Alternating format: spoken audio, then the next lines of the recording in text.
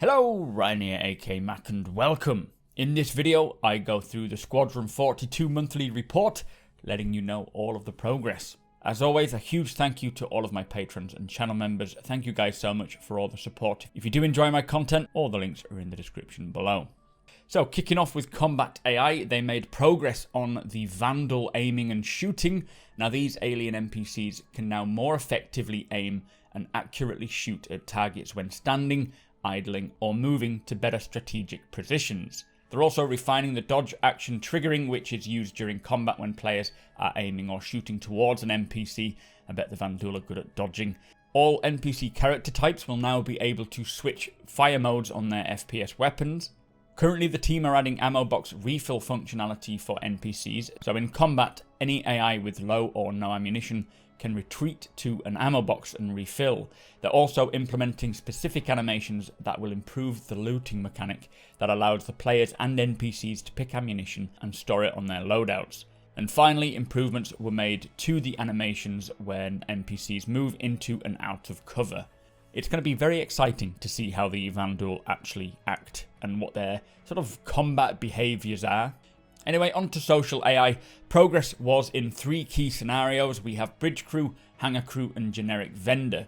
For Bridge Crew, they are simplifying some of the dependencies between usables and operator seats and allowing specific characters to override animations. This will enable certain actors to have their own versions of generic seat interactions.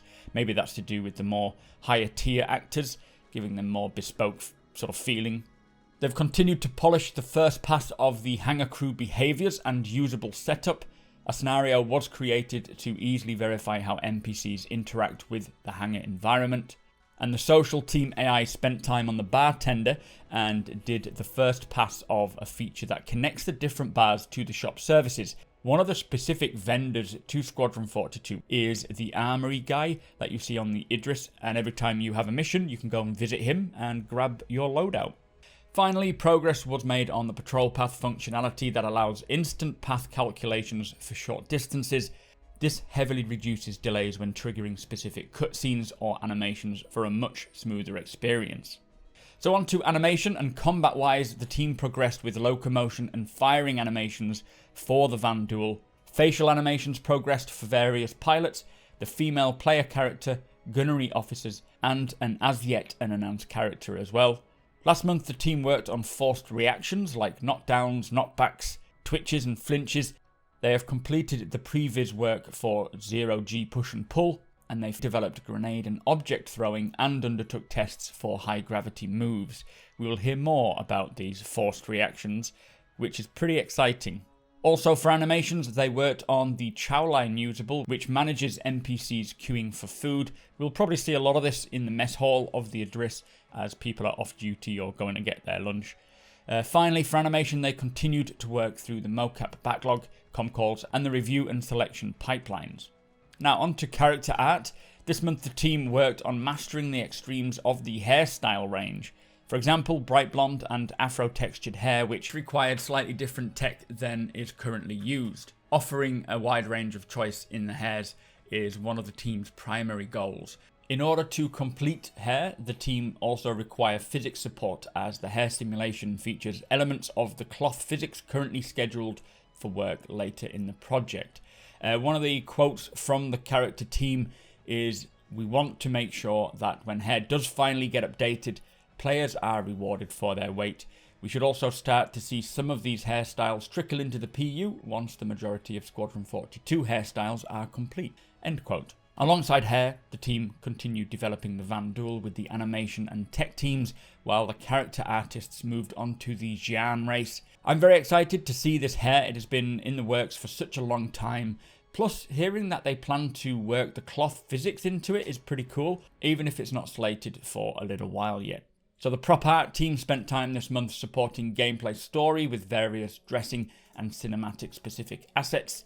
The weapon team further developed the Vanduul lance, polishing and tweaking the rig and animations, and we got to see a bit of this on Inside Star Citizen this week. The audio team spent the month composing new music for several chapters, Working on level ambiences and supporting various props, they also worked on Vanduul dialogue, which will help inform the designers of the best way to edit and implement the alien race's speech. It's going to be quite scary hearing them. They've got quite a guttural voice, or I suppose language. Cinematics spent July prototyping a large-scale battle which led to a rework of a key turret to ensure the experience of sitting in and using it is both visually and viscerally rewarding.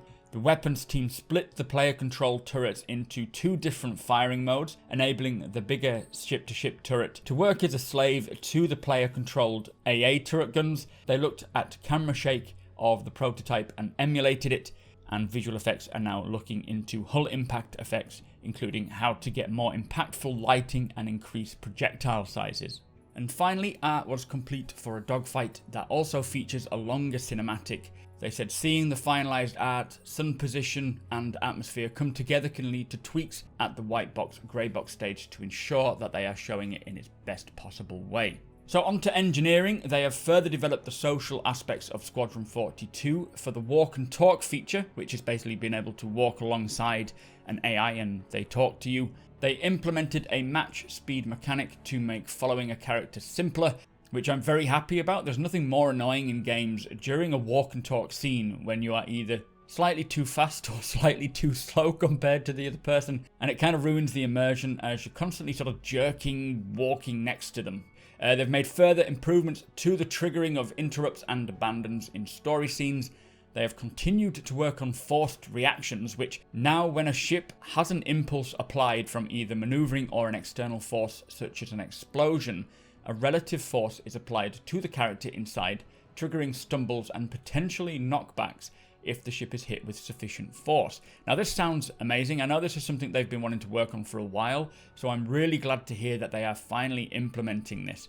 This will give that true sort of sci-fi space feel while you're inside spaceships, especially if you're like an engineer and then you get hit by a missile and you're rocked. They've also made more improvements to throwing, which can now account for physics properties of an object and adjust the exit velocities accordingly. Basically, heavier objects can't be thrown as far as lighter ones, and they've also worked on a more accurate AR throw prediction arc. This will be coming in 3.11, and as much as it is going to improve the throwing of things like grenades, it'll also likely be very important for throwing other objects, like a cup or Pico the penguin, as maybe distractions. So that's excellent to hear it's coming along well. So on to gameplay story. The team progressed well, managing to implement 8 scenes, leaving just 20 remaining. They provided animation support for a high-profile section of Chapter 4, which is made up of 10 scenes where the player is guided around the Idris. Sounds like we've seen this already in an earlier stage. Alongside this, they worked with design to sign off several gameplay story scenes as Greybox complete. It does sound like they're making a lot of progress here, but it does also sound at the same time like there's still a lot to be done. Anyway, on to the narrative team. They have been identifying locations and gameplay scenarios where dialogue adjustments might be needed. Also progress on expanding how the Vanduul communicate, which will greatly enhance the combat experience when battling these fierce warriors. The tech animation team made progress with initiatives to overhaul the skin file setup, and the physics proxy refactor has begun to show results. They say the team is in the final stages of UI and process refinement and aims to deliver the pipeline by the end of the quarter. For the UI team, they are focused on the first set of screens for the main capital ships, and the tech team worked on a 3D layering system to make impressive holographic UIs in the future. Very excited to see how these capital ship screens are going to be.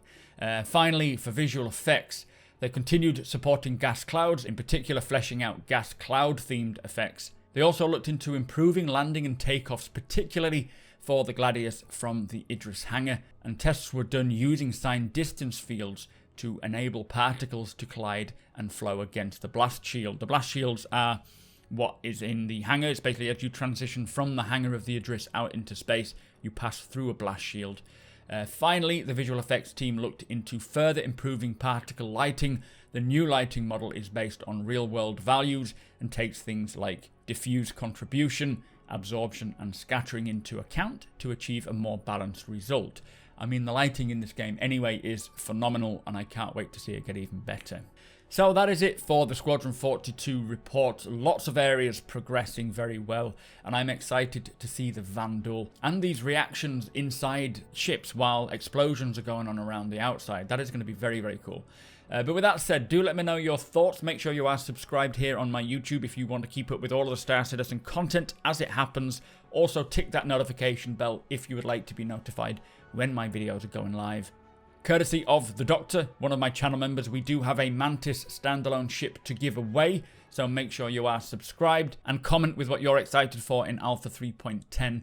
Also, come and hang out over on twitch.tv/supermacbrothers Ryan. Thank you again to my patrons and channel members. Thank you for watching, and I will see you next time.